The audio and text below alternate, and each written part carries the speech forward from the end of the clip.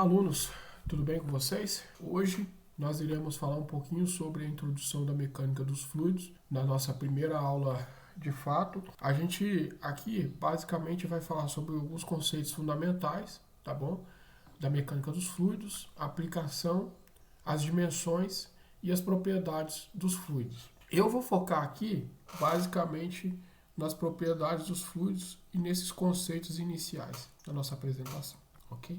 Então, a primeira definição do nosso estudo de fluidos é da seguinte maneira. Eu tenho aqui um sólido e eu tenho aqui gás e líquido, tá certo? Então, são os três estados aqui da matéria que a gente mais utiliza. E aí, o que acontece? Quando eu tenho aqui colocado um sólido dentro de um recipiente, então isso aqui é um recipiente, você pode verificar que o sólido não adequa à forma do recipiente. Ou seja, o sólido ele tem uma forma própria. Já o líquido e o gás, quando a gente coloca dentro de um recipiente, eles ficam da forma, né, do recipiente. Isso quer dizer o seguinte, que esses dois aqui, eles não têm uma forma própria. Partindo desse princípio, fluidos, né, são aqueles que não têm forma própria, ou seja, eles ficam da forma do recipiente.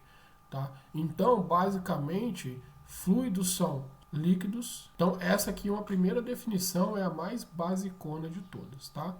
Fluidos são líquidos e gases pelo fato deles não terem forma. Então você tem outras formas muito mais interessantes de se conceituar fluidos. E uma que eu quero falar aqui com vocês, que é uma definição um pouco mais técnica, portanto um pouco mais complexa, é o seguinte. Imagina que eu tenho um sólido aqui, né? Então, primeira coisa, eu vou fazer um sólido. Aqui é uma placa.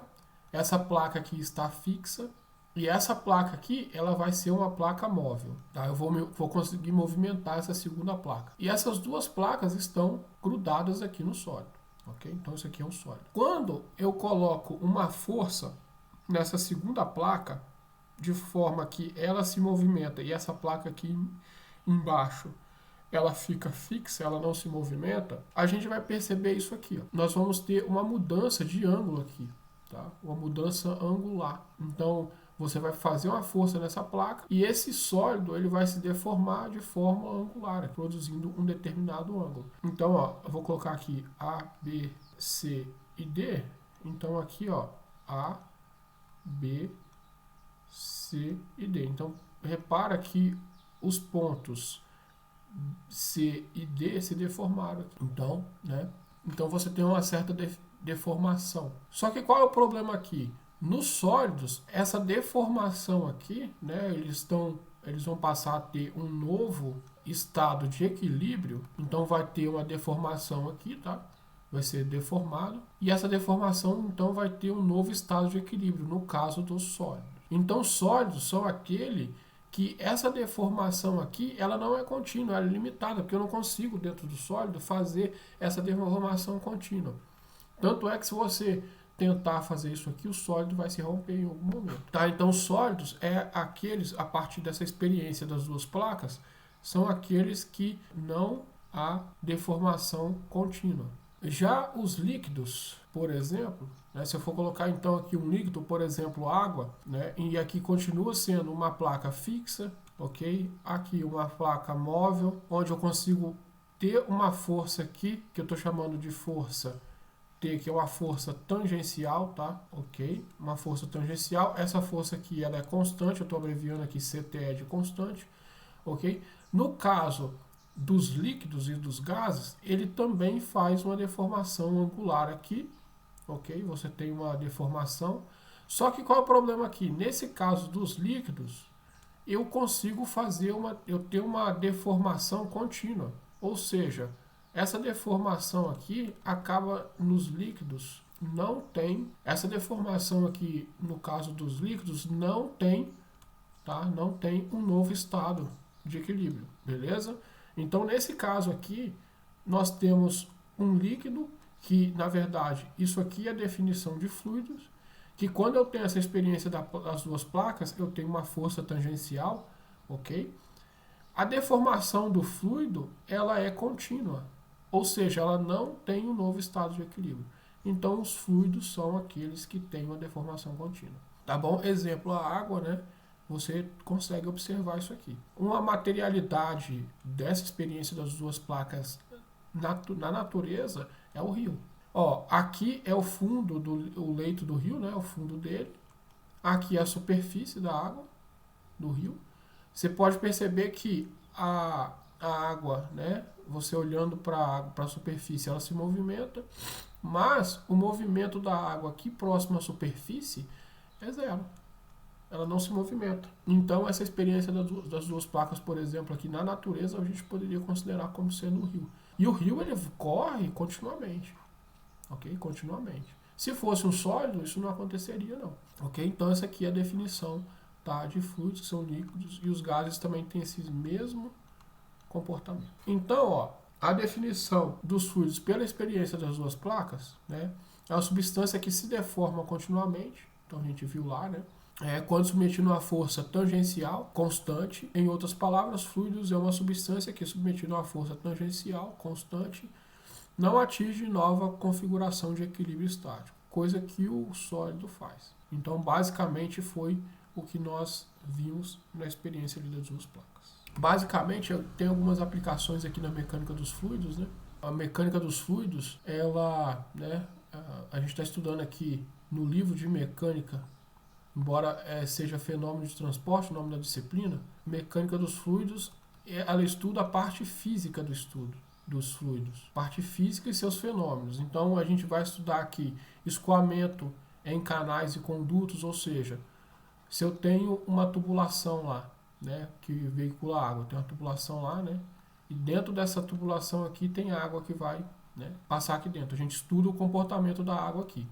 E aí, igual eu já falei em sala de aula, um comportamento é o seguinte: se isso aqui está sob pressão aqui dentro, né, se aqui dentro tem uma pressão, e se eu fizer um furo aqui na tubulação, o que vai acontecer? A água vai jorrar aqui para cima. E a gente vai, inclusive, aprender a calcular qual é essa altura aqui. Ok?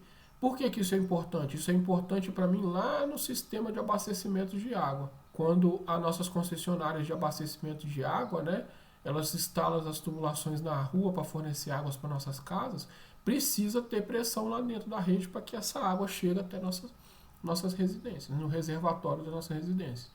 Ok? Então, o cálculo dessa pressão aqui é fundamental para os projetistas de sistema de abastecimento de água, por exemplo. Esforços em barragens, que a gente vê aqui muita pressão, aquelas coisas todas. Corpos flutuantes, então a mecânica dos fluidos trabalha na projeção de navios, por exemplo. Máquinas hidráulicas, que basicamente aqui são bombas e turbinas, então a gente estuda aqui dentro da mecânica dos fluidos, a ventilação, a aerodinâmica, e aí depois eu sugiro que vocês vão lá no YouTube e ver um pequeno vídeo sobre a aerodinâmica. Então a mecânica dos fluidos, ela estuda a parte de aerodinâmica, por exemplo, dentro da asa de avião, nos carros, para diminuir a pressão aerodinâmica, né, e para o carro ter, por exemplo, melhor consumo de energia, de combustível, melhor performance em velocidade para quem aí é amante da velocidade, por aí vai. Agora a gente entra aqui nas propriedades dos fluidos. Okay? E a primeira propriedade que eu vou falar aqui, que é muito importante, é a tensão de cisalhamento. Aqui está dizendo que tensão de cisalhamento é uma relação entre a força tangencial, ok? Então a tangente, então aquela força que a gente viu lá na teoria das duas placas, né, é uma força tangencial sobre a área, ok? E aí você tem aqui uma força que é dada em Newton, e normalmente a área é dada em metro quadrado, né? Então essa tensão aqui normalmente ela tem algumas unidades, Newton por metro quadrado. Basicamente essa é uma aplicação, tensão de cisalhamento. Para ilustrar, eu tenho uma folha aqui, eu não sei se está dando para vocês verem. Se eu aplicar uma força de cisalhamento nessa folha, então, por exemplo, a força de cisalhamento é uma força tangencial à folha. Então eu estou fazendo aqui, ó, aqui está a folha. Se eu aplicar uma força tangencial, ou seja, a força tangencial que eu estou aplicando é no sentido de rasgar essa folha. Ok? Então isso que é a tensão do cisalhamento. É como se eu fosse fazer uma força tangencial. tá bom? Então, essa que é a ideia aqui do cisalhamento. Tem algumas unidades. Essa aqui é o sistema internacional, que eu acabei falando. É muito comum a gente colocar, ao invés de colocar newtons, colocar quilograma-força por metro e o dina, ok, por centímetro quadrado. Então, aquela aula que a gente teve lá de transformação, né, de, por exemplo, centímetro quadrado para metro, aquela aula passada, isso aqui é importante justamente se você precisar, né, de fazer essas transformações, você tem lá que fazer, né, na mão às vezes, ou usar algum aplicativo. Agora nós vamos entender o que de fato essa tensão de cisalhamento ela ocorre, tá, gente? Voltando aqui na teoria das duas placas, então eu tenho, lembrando aqui a teoria das duas placas, o experimento, melhor dizendo, das duas placas, eu tenho essa placa aqui que é fixa, essa aqui que é móvel, e aí ela vai estar sujeito a uma força tangencial, ok? Que é constante, CTE de constante. Beleza? Eu estou abreviando aqui CTE, que significa constante. E aí o que acontece aqui? Imagina o rio aqui, vamos imaginar o rio. Uma experiência das duas placas da natureza já. O que acontece no rio aqui? Se nós pudéssemos medir a velocidade do rio, por exemplo, aqui na superfície, se a gente pudesse pegar aqui e pudesse medir a velocidade do rio nesse ponto aqui, que eu vou chamar de velocidade 2, aqui mais ou menos no meio, e a velocidade do rio aqui nesse ponto 3 aqui, existe na hidrologia, vocês vão ver que existe um equipamento que afere essas velocidades nesses pontos, ok? É um equipamento chamado molinete fluviométrico. O que acontece? Aqui você vai perceber que há diferença de velocidade, tá? A velocidade ela é sempre maior próximo à superfície. Aqui, na verdade, existe um negócio chamado de princípio da aderência. O que seria esse princípio da aderência? Esse princípio da aderência aqui, o fluido, ou seja, a água, ela tem aqui a capacidade de adquirir velocidade das placas, tá bom? Então, tá lá no nosso livro de mecânica dos fluidos, ok? Eu estou baseando aqui no livro do professor Franco Brunet, onde aqui, né, o fluido ele tem a tendência de seguir a velocidade da placa. Então, o fluido que está próximo, tá? A parte do fluido que está em contato com a placa adquire velocidade da placa. Então, por exemplo, se essa placa aqui está se movendo a uma velocidade de 2 metros por segundo, então essa velocidade desses pontos aqui no fluido, né, que está em contato com essa placa, essa velocidade vai ser de 2. E aqui, como essa placa aqui ela é fixa, ela não está se movendo, ela tem então a velocidade 0, o fluido nesse ponto aqui, né, a velocidade nesse ponto aqui é 0. Então o que acontece? Vocês podem perceber aqui que eu tenho uma variação de velocidade, onde aqui, exemplo, né? Aqui a velocidade é 2 metros por segundo e aqui é 0. Então você tem essa que a gente chama aqui de, isso aqui chama-se gradiente de velocidade. E aí é o seguinte, então basicamente você tem umas velocidades intermediárias até chegar de 2 a 0. Então você pode perceber, ó, que nesse ponto aqui, que eu vou chamar, né, aqui está sendo V, essa velocidade V, e essa aqui é a V1, ok? Sempre a velocidade V vai ser maior do que a velocidade V1. Essa aqui é a velocidade 2, então sempre a velocidade V1 vai ser maior que a velocidade V2. Okay? Então está tendo uma diminuição da velocidade à medida que eu aprofundo aqui, nesse caso do rio. Então, considerando aqui o rio, por exemplo, como um exemplo fictício, beleza? Então você vai diminuindo essas até chegar a 0. Beleza. Mas aí, qual é a força que faz com que tenha essa diferença de velocidade desses dois aqui? Olha, o que basicamente faz a gente reduzir, né, que a gente viu da física, que faz a gente reduzir um pouco a velocidade? É uma espécie de atrito.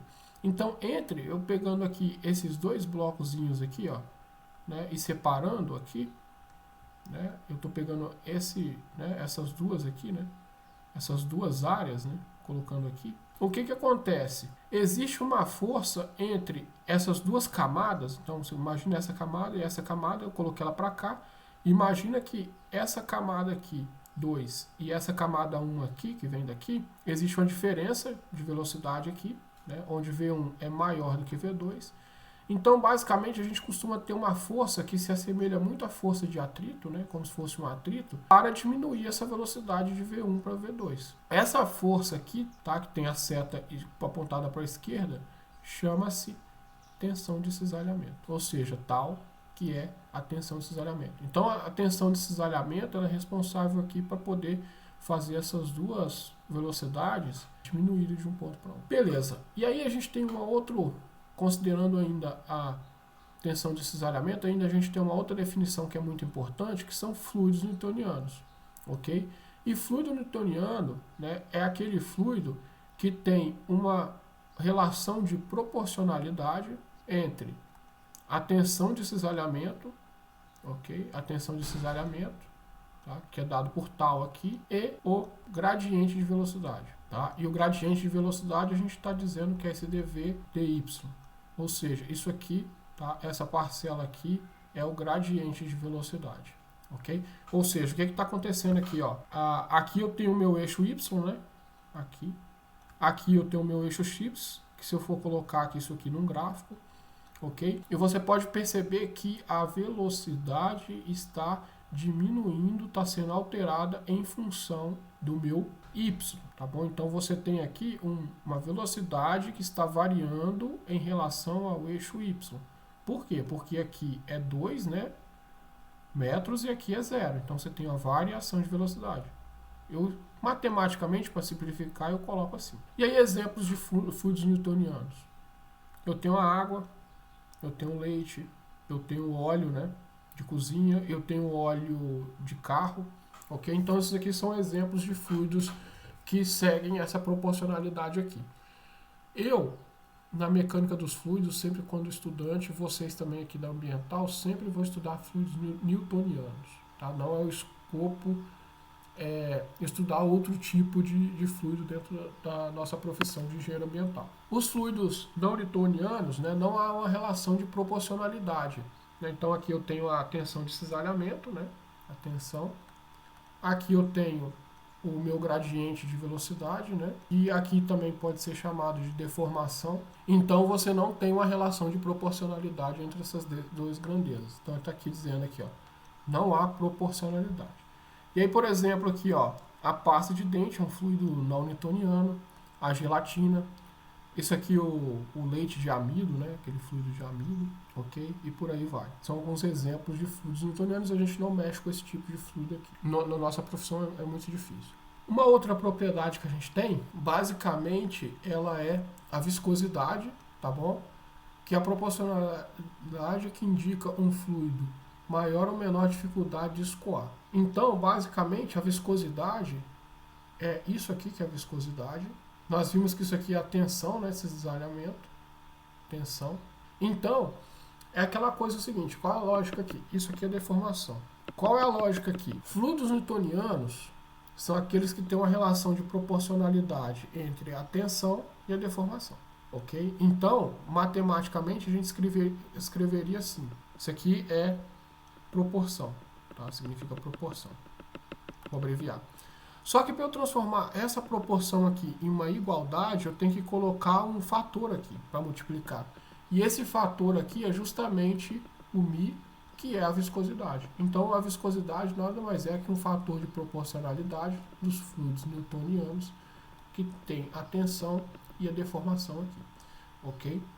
Então, basicamente, a grosso modo, o que eu preciso de vocês aqui? Que vocês entendam que viscosidade absoluta ou dinâmica é a propriedade do fluido que ele tem a facilidade ou dificuldade de escoar. Vamos dar dois exemplos. A gente tem, ó, isso aqui é um experimento bem interessante, tá bom? Os nossos carros têm essas viscosidades aqui, ó. Se você for comprar lá, né, na oficina, o óleo, você vai ver que tem esses códigos que futuramente a gente vai ver o que significa isso. Então aqui tem vários tipos de óleos, ok, que eles colocaram, e aí eles perceberam como que eles escoam. Então você pode reparar que esses dois líquidos aqui, certamente eles são mais viscosos, tá? Mais viscosos. Por quê? Porque eles têm mais dificuldade de escoar. Esses aqui já são menos viscosos. Por quê? São mais fáceis de escoar. Então, quando você tem, por exemplo, aqui, ó, um óleo e uma água, você percebe que a água ela escoa mais facilidade. Então, a viscosidade dela é menor. O óleo, a viscosidade é maior, ok? Porque ele escoa com mais dificuldade. Você pode fazer exemplo com mel também, tá? Se você pegar uma garrafa de água e uma garrafa de mel, você vai virar, você vai ver que o mel, né, ele muito lento para poder escoar. Já a água escoa, né, com muita facilidade. Então essa. A viscosidade ela influencia com a temperatura, tá bom? Tanto é o que vocês fazem para o mel poder escoar mais rápido quando vocês estão lá. Vocês vão lá e esquentam, né? Então você esquenta o mel, o que acontece? Você aumenta você diminui a velocidade, o escoamento. Você diminui a viscosidade. Então você pode reparar, ó, que uma temperatura de 100, a viscosidade dinâmica é bem inferior a uma temperatura de 10. Agora, a massa específica, né, que é chamada aqui de ρ, é a massa dividido pelo volume. Às vezes eu vou colocar o volume cortado, tá? Porque na mecânica dos fluidos, muitas vezes a gente vai mexer com velocidade, que também é dado por V. E aí eu costumo colocar V cortado para colocar como sendo volume, tá? Só para não confundir as duas unidades, ok? Então, basicamente, é a relação entre a massa e o volume. Exemplos de unidades, né? A gente tem o quilo por metro cúbico.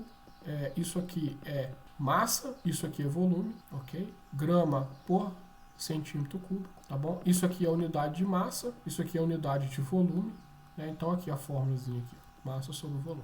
Também é influenciada pela temperatura, tá bom? Quando eu aumento a temperatura, né? Quando eu estou aumentando a temperatura, olha só o que está acontecendo. Você está diminuindo a massa específica. A 15 graus, 999.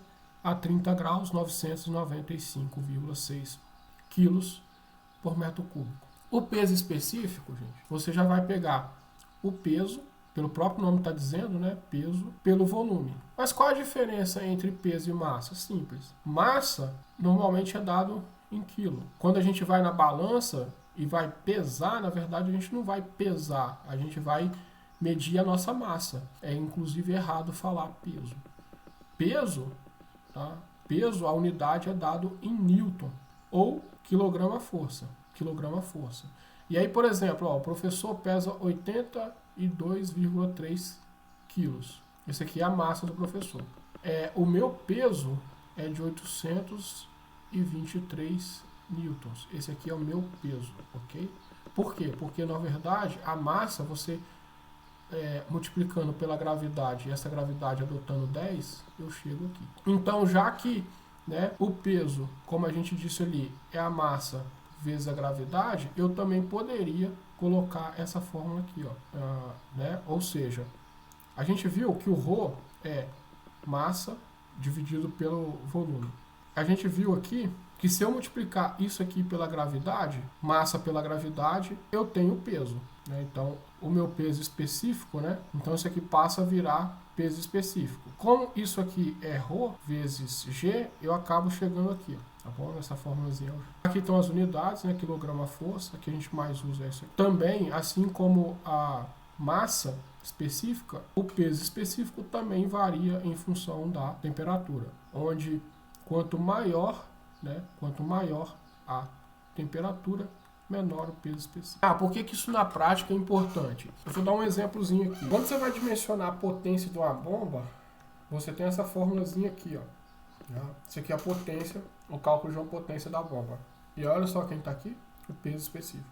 Ou seja, se eu tenho que projetar uma bomba para uma vazão de 2 litros por segundo a uma altura, por exemplo, de 10 metros, e esse fluido aqui que eu estou projetando é a água, eu vou ter uma potência lá qualquer.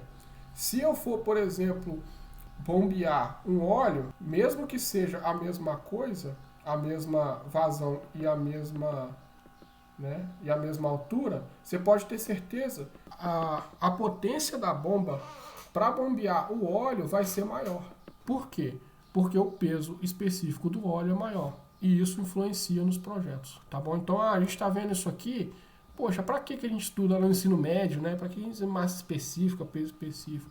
E aí na engenharia você volta, justamente porque tem vários projetos que a gente vai fazer aqui que vai depender, né, dessas propriedades dos fluidos. E aí a bomba aqui é um exemplo que eu estou te dando, que conhecer o peso específico desse fluido vai te conduzir ao sucesso ao projetar uma bomba. Tá? E aí você tem aqui então o peso específico, relativo, ok? E aí relativo porque você vai pegar o peso específico, ok? A relação entre o peso específico do fluido e o peso específico da água na condição padrão. Essa condição padrão é que a densidade do fluido é a 4 graus.